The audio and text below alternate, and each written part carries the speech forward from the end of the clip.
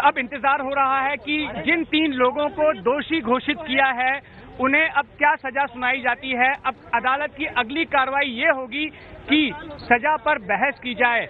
अब अदालत तय करेगी कि दोषी लोगों को क्या सजा देनी है।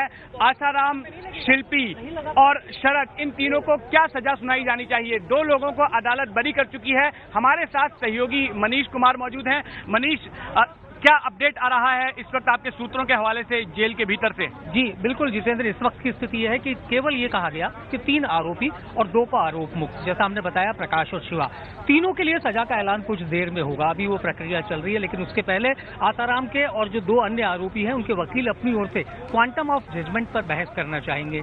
ये बहस होने के बाद जज साहब अपना फैसला सुनाएंगे। लेकिन ये तय है कि जो प्रकाश था वो जेल में बना हुआ था, जमानती न मिलने की वजह से वो जेल में था, हालांकि उसकी जमानत मंजूर हो गई। इसी तरीके से शिवा जमानत पर था। ये दोनों अब बाहर आएंगे।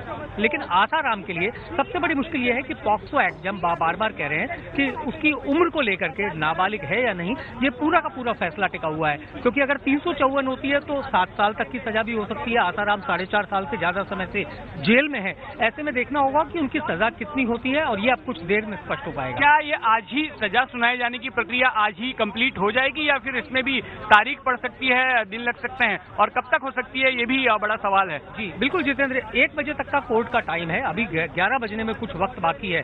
तो ऐसे में अगर सजा क्वांटम ऑफ जजमेंट पर बहस भी चलती है और वो 1 घंटे तक भी चलती है तो जज जो है वो फैसला सुना सकते हैं। इसकी पूरी संभावना है। जी हेलो, तो बता रहे थे कि आज ही ये हो सकता है कि क्वांटम ऑफ पनिशमेंट पर जज अपना फैसला सुना दें।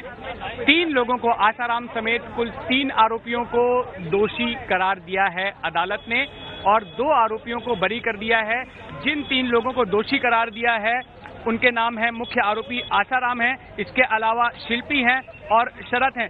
आप ये बताइए कि जो बाकी के जो दोनों आरोपी इनको दोषी ठहराया गया है उनका रोल क्या था, संक्षेप में बताइए। जी, शिल्पी छिंदवाड़ा के जो आसाराम का गुरुकुल है उसकी वार्डन थी। इसके अलावा जो शरद है वो इसका प्रमुख सहयोगी था। ये माना जा रहा है चूंकि जो पीड़िता है जिसने शिकायत की है वो छिंदवाड़ा के इसी आश्रम में रहती थी, तो जो पूरी कॉन्स्पिरेसी, जो पूरा षड्यंत्र रचा गया है उसकी मुख्य सूत्रधार शिल्पी को माना गया है। और ऐसे में शिल्पी को सजा अब चूंकि सुनाई जानी है तो उसकी जो भूमिका है वो इस पूरे के पूरे मामले में सबसे अहम हो जाती है। इसी तरीके से शरद जो है वो भी प्रमुख सेवादार है, छिंदवाड़ा के उसी आश्रम से उसका भी ताल्लुक है।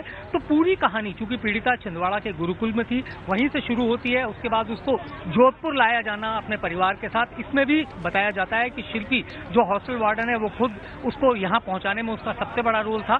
तो अदालत की अगर इस पूरी प्रक्रिया को देखा जाए जितेंद्र, तो बिल्कुल साफ है कि कहीं ना कहीं जो ये षड्यंत्र हुआ जिसमें पीड़िता की जो शिकायत को पाया गया, जो दिल्ली में FIR 0 नंबर कटी, बाद में जोधपुर ट्रांसफर हुई, उसमें जो प्रमुख सूत्रधार हैं वो ये 3 लोग हैं। आसाराम चूंकि मुख्य आरोपी हैं, शरद और शिल्पी, इसमें दोनों की भूमिका को माना है और इसी आधार पर इन दोनों को दोषी सिद्ध भी किया गया है। जहां तक शिवा और प्रकाश थे, उनका इस पूरे मामले में जुड़ाव जरूर इतना है कि वो आसाराम के करीबी हैं, लेकिन संभवतः इस मामले में उनका किसी भी प्रकार की रोल नहीं पाया गया और इसी की वजह से उनको संदेह का लाभ या जैसी भी स्थिति होगी उसके आधार पर बरी किया गया।